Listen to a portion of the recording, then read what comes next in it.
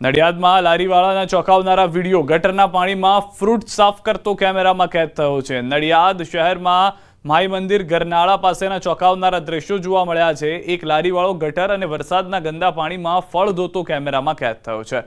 સ્વાસ્થ્ય માટે હાનિકારક ગણાતી આ પ્રવૃત્તિ સામે કડક કાર્યવાહીની માંગ છે।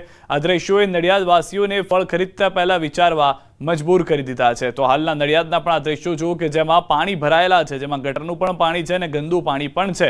એ જ પાણીથી ફળ ધોતો આ ફળ વિક્રેતા જે છે તે જોવા મળી રહ્યો છે। સામાન્ય રીતે લોકો ફળ તેના આરોગ્ય સુધારો થાય તે માટે ખરીદતા હોય છે, પરંતુ જે રીતના આ ફળ બિન આરોગ્યપ્રદ થઈ રહ્યું છે, નડિયાદવાસીઓની એવી અપીલ પણ છે તંત્ર સામે કે આ વ્યક્તિને ઓળખવામાં આવે, તેને ઓળખી અને ત્યારબાદ સજા પણ કરવામાં આવે, જેથી આ રીતે કોઈ પણ અન્ય વ્યક્તિ સાથે સ્વાસ્થ્યનો ખેલ ન ખેલે। વધુ માહિતી ન્યૂઝ 18 સંવાદદાતા ઉમંગ પાસેથી મેળવીશું। ઉમંગ, જે રીતની આ ઘટના જોવા મળી રહી છે ખૂબ જ શર્મનાક છે અને સૌથી વધારે ગંભીર પણ એ રીતની છે, કારણ કે લોકો ફળ તો સ્વાસ્થ્ય સુધરે તે માટે ખાતા હોય છે, અહીંયા તો સ્વાસ્થ્ય બગડી જાય તેવું છે આ ફળ ખાય તો।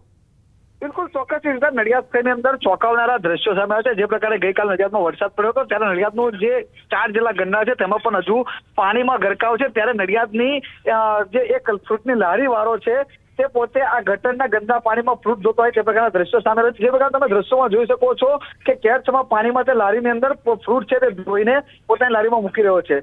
સિદ્ધાર્થ, ચોક્કસથી ફ્રૂટ લોકો પોતાની જયારે બીમાર હોય કાં તો સ્વસ્થ થવા માટે ફ્રૂટ ખાતા હોય છે, પરંતુ આ ફ્રૂટ જે પ્રકારે તેઓ આજે તે ગંદુ ફ્રૂટ જે છે તે ધોઈને છે, જો તે કોઈના મોઢામાં જશે તો આરોગ્યને લઈને સૌથી મોટા સવાલ ઉભા થાય છે।